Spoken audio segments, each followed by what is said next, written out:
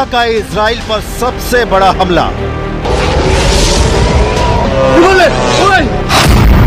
4 सैनिकों की मौत से दहला इजराइल।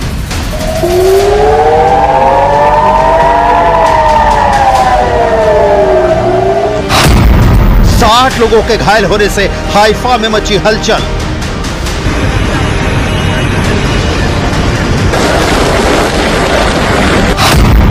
नसरल्लाह मारा गया लेकिन हिजबुल्लाह जिंदा है।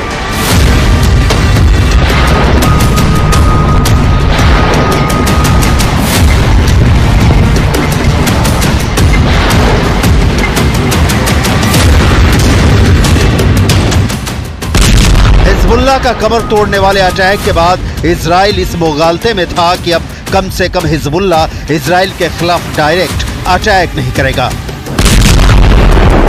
लेकिन हिजबुल्लाह ने ऐसा करारा जवाब दिया कि इजराइल के होश उड़ गए हैं।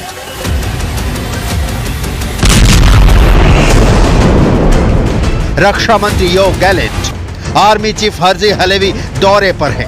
हिजबुल्लाह ने गोलानी ब्रिगेड के ट्रेनिंग कैंप पर जबरदस्त हमला किया है। हमला इतना जोरदार था कि इजरायली डिफेंस फोर्स के 4 सैनिकों की मौत हो गई। हिजबुल्लाह ने इजराइल पर हमला उस दिन किया जिस दिन अमेरिका ने third missile defence system Israel की सुरक्षा में तैनात करने की घोषणा की। यह हमला किसी रॉकेट या मिसाइल से नहीं बल्कि ड्रोन से किया गया। यह हमला इतना सटीक था कि इजराइल को भी मानना पड़ा कि इस हमले की वजह से उसे भारी नुकसान उठाना पड़ा है। हिजबुल्लाह के छोड़े 2 ड्रोन में से एक को इजराइल के एयर डिफेंस सिस्टम ने इंटरसेप्ट किया यानी रोकने में सफल रहा, लेकिन दूसरा drone Golani brigade training base पर तबाही मचाने में कामयाब रहा।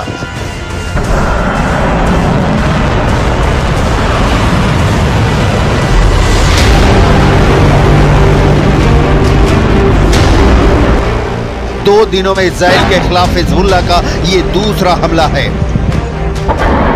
जब हिजबुल्लाह ने सेंट्रल इजराइल के बिन्यामिना के पास एक मिलिट्री बेस पर ड्रोन से बड़ा हमला किया है। इजरायली मीडिया रिपोर्ट में कहा गया है कि इसने बेस के अंदर एक डाइनिंग हॉल को निशाना बनाया था। यह हमला उस वक्त हुआ जब इजराइल के सैनिक खाना खा रहे थे। कहा जा रहा है कि ड्रोन के आने के पहले कोई सायरन नहीं बजा था, जिससे सैनिकों को सुरक्षित होने का मौका नहीं मिला।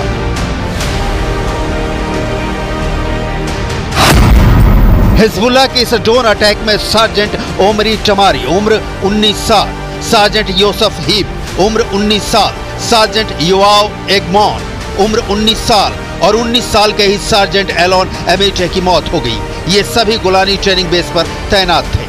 जंग की शुरुआत से ही इजरायल यूएवी के खतरे का सामना कर रहा है।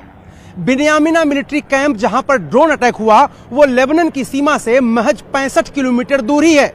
आईडीएफ ने अपनी शुरुआती जांच रिपोर्ट में पाया है कि ये दोनों ड्रोन समुद्र की सीमा के रास्ते इजरायल में घुसे। ये दोनों ड्रोन मिरसाद थे, जिन्हें ईरान में अबाबिल टी भी कहा जाता है। मिरसाद ड्रोन हिजबुल्लाह का आत्मघाती ड्रोन है। मिरसाद 1 को ईरान के मोहजर 2 मॉडल के डिजाइन पर बनाया गया है। इसमें हिजबुल्लाह के लिए थोड़े संशोधन किए गए हैं। ये ड्रोन 40 किलोग्राम तक विस्फोटक ले जा सकता है। इसकी अधिकतम गति 370 किलोमीटर प्रति घंटा है और इसकी रेंज 120 किलोमीटर तक हमला करने की है। ये 3000 मीटर की ऊंचाई तक उड़ सकता है। हिजबुल्लाह अक्सर इसका इस्तेमाल इजरायली हवाई क्षेत्र में घुसने के लिए करता है। सबसे बड़ी बात यह है कि ड्रोन इजराइल के एयर डिफेंस सिस्टम को चकमा देने में सफल रहा। इजरायली वायुसेना के विमानों और हेलीकॉप्टर ने दूसरे ड्रोन का पीछा किया, लेकिन यह रडार से गायब हो गया। इजरायली सेना इसका पता नहीं लगा सकी क्योंकि शायद यह जमीन के बहुत करीब उड़ रहा था।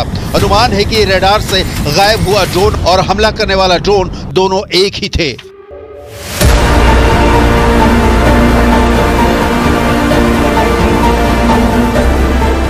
फिलहाल इजरायली सेना इसकी जांच कर रही है।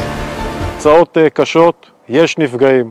בשלב שאנחנו נמצאים פה עכשיו שליטה מבצעית מלאה על האירוע. כל הנפגעים פונו לבתי החולים. אנחנו עכשיו עסוקים בליצור קשר עם משפחותיהם. כל החיילים בבסיס הונחו להתקשר הביתה ולעדכן את משפחותיהם שהם בסדר. कोई सायरन भी नहीं बजा, जिसकी आवाज हमला होने के बाद हाइफा शहर की सड़कों पर सुनाई पड़ रही है।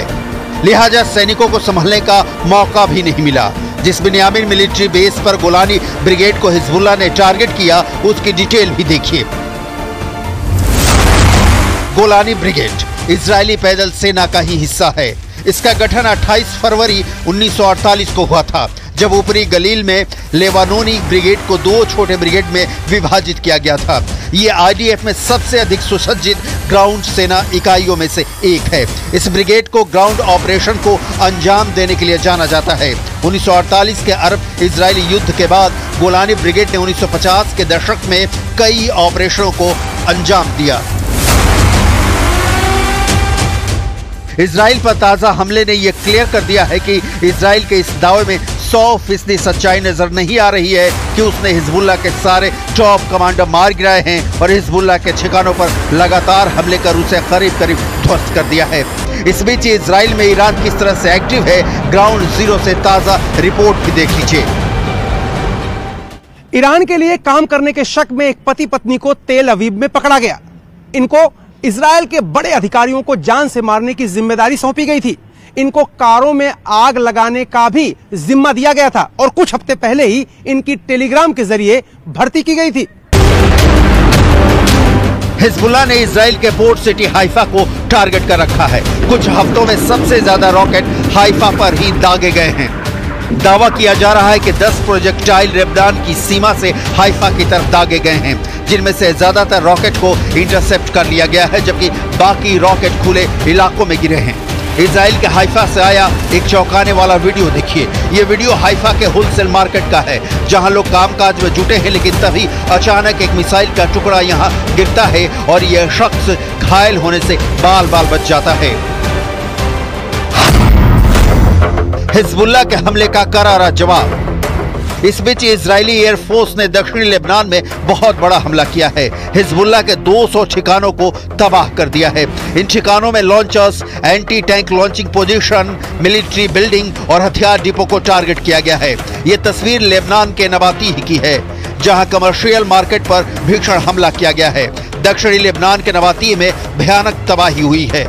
शहर में दूर दूर तक कोई नहीं दिखाई दे रहा है। सिर्फ तेज रफ्तार गाड़ियां और इजराइल के हमलों का बारूद सड़कों पर देखा जा सकता है। नबातीह दक्षिण लेबनान का एक बेहद अहम शहर है, लेकिन अब यह शहर किसी शमशान में तब्दील हो चुका है।